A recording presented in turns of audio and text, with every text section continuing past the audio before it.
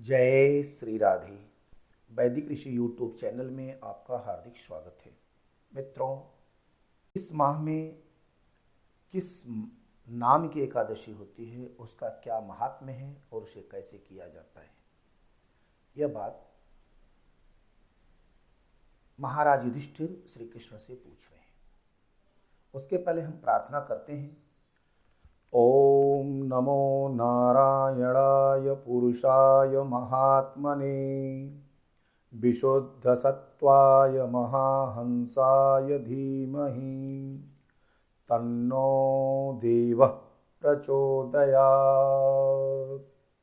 क्लीं कृष्णाय विद्महे ह्रीं रामाय धीमहि तन्नो देवः प्रचोदयात्। शं नृसिंहाय विद्महे श्रीकण्ठाय धीमहि तन्नो विष्णुः प्रचोदयात्। ॐ वासुदेवाय विद्महे देवकीसुताय धीमहि तन्नः कृष्णः प्रचोदयात्।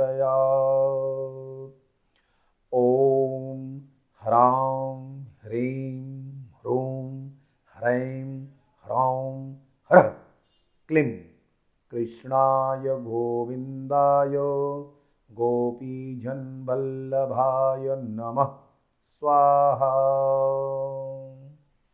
ॐ परं धाम परं ज्योतिः परं तत्त्वं परं पदं परः शिवः परो धेयः परं ज्ञानं परागतिः।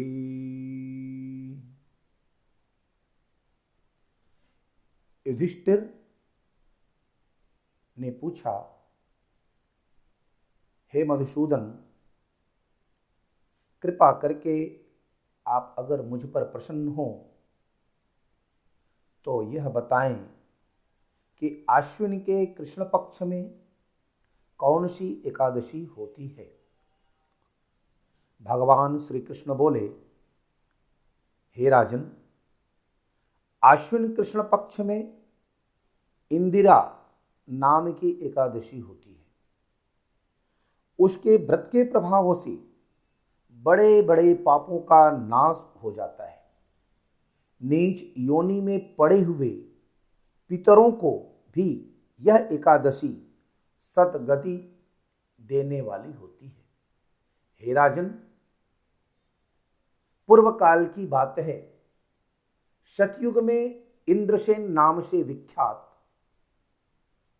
राजकुमार थे, जो अब महिष्मतीपुरी के राजा होकर धर्मपूर्वक प्रजा का पालन करते थे। उनका यश सब ओर फैल चुका था। राजा इंद्रसेन भगवान विष्णु की भक्ति में तत्पर हो गोविंद के मोक्षदायक नामों का जप करते हुए, महामंत्र का जप करते हुए अपना समय व्यतीत करते थे और सुचारू रूप से राज्य कार्य का संचालन करते थे और विधि पूर्वक अध्यात्म तत्व के चिंतन में संलग्न रहते थे। एक दिन राजा राज्यसभा में सुखपूर्वक बैठे हुए थे। इतने में ही देवर्षि नारद आकाश से उतरकर वहां आ पहुंचे। उन्हें आया देख राजा हाथ जोड़कर खड़े हो गए और विधि पूर्वक उनका पूजन करके उन्हें आसन पर बिठाया। इसके बाद वे इस प्रकार बोले सुमधुर वाणी से, हे मुनिश्रेष्ठ, आपकी कृपा से मेरी सर्वथा कुशल है। आज आपके दर्शन से मेरी संपूर्ण यज्ञ क्रियाएं सफल हो गई। हे देवर्षि, अपने आगमन का कारण बताकर मुझ पर कृपा करें। नारद जी बोले, हे नृप श्रेष्ठ, सुनो, मेरी बात तुम्हें आश्चर्य में डालने वाली है। मैं ब्रह्मलोक से यमलोक में आया था। वहां एक श्रेष्ठ आसन पर बैठा और यमराज ने मेरी भक्तिपूर्वक पूजा की। उस समय यमराज की सभा में मैंने तुम्हारे पिता को भी देखा था। वे व्रत भंग के दोष से वहां आए थे। राजन, उन्होंने तुमसे कहने के लिए एक संदेश दिया है, उसे सुनो। उन्होंने कहा है कि मेरे पुत्र से बोलिएगा कि मुझे इंदिरा के व्रत का पुण्य देकर स्वर्ग में भेजो। उनका यह संदेश लेकर मैं तुम्हारे पास आया हूं। हे राजन, अपने पिता को स्वर्गलोक की प्राप्ति कराने के लिए इंदिरा का व्रत करो। राजा ने पूछा, हे भगवान, कृपा करके इंदिरा का व्रत बताइए। किस पक्ष में, किस तिथि को और किस विधि से उसका व्रत करना चाहिए? नारद जी बोले, हे राजेंद्र, सुनो, मैं तुम्हें इस व्रत की शुभ कारक विधि बतलाता हूं। आश्विन मास के कृष्ण पक्ष में दशमी के उत्तम दिन को श्रद्धा युक्त चित्त से प्रातः काल स्नान करके, फिर मध्याह्न काल में स्नान करके एकाग्रचित्त हो एक आसमय भोजन करें और रात्रि में भूमि पर सोएं। रात्रि के अंत में निर्मल प्रभात होने पर एकादशी के दिन दातून करके मुंह धोएं। इसके बाद भक्ति भाव से निम्न मंत्र का पढ़ते हुए उपवास का नियम ग्रहण करें।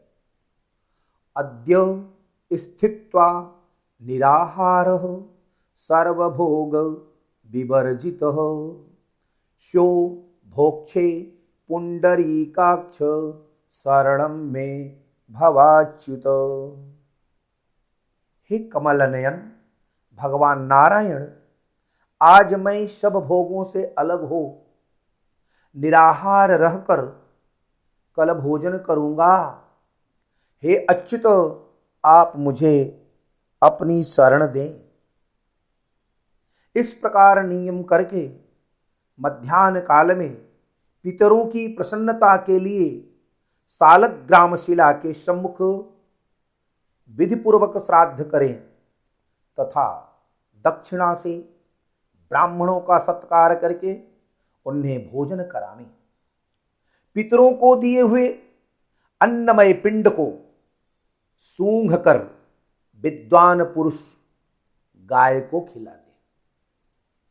फिर धूप और गंध आदि से भगवान ऋषिकेश का पूजन करके रात्र में उनके समीप जागरण करें और महामंत्रो नाम संकीर्तन करते रहें। जागरण में तत्पश्चात सवेरा होने पर द्वादशी के दिन पुनः भक्तिपूर्वक श्री हरि की पूजा करें। उसके बाद ब्राह्मणों को भोजन कराकर भाई बंधु नाती पोतों के साथ और पुत्र आदि के साथ स्वयं मौन होकर भोजन करें। हे राजन, इस विधि से आलस्य रहित होकर तुम इंदिरा का व्रत करो। इससे तुम्हारे पितर भगवान विष्णु के वैकुंठ धाम में चले जाएंगे। भगवान श्री कृष्ण कहते हैं, हे राजन, राजा इंद्रसेन से ऐसा कहकर देवर्षि नारद अंतर्ध्यान हो गए। राजा ने उनकी बात बताई हुई विधि से अंतःपुर की रानियों, पुत्रों और भृत्यों सहित उत्तम व्रत का अनुष्ठान किया। हे कुंती नंदन, व्रत पूर्ण होने पर आकाश से फूलों की वर्षा होने लगी। इंद्रसेन के पिता गरुड़ पर आरूढ़ होकर श्री विष्णु धाम को चले गए और राजर्षि इंद्रसेन भी अकंटक राज्य का उपभोग करके अपने पुत्र को राज्य पर बिठाकर स्वयं स्वर्गलोक हो गए। इस प्रकार मैंने तुम्हारे सामने इंदिरा एकादशी व्रत के महात्म का वर्णन किया है। इसको पढ़ने और सुनने से मनुष्य सब पापों से मुक्त हो जाता है। जय श्री राधे।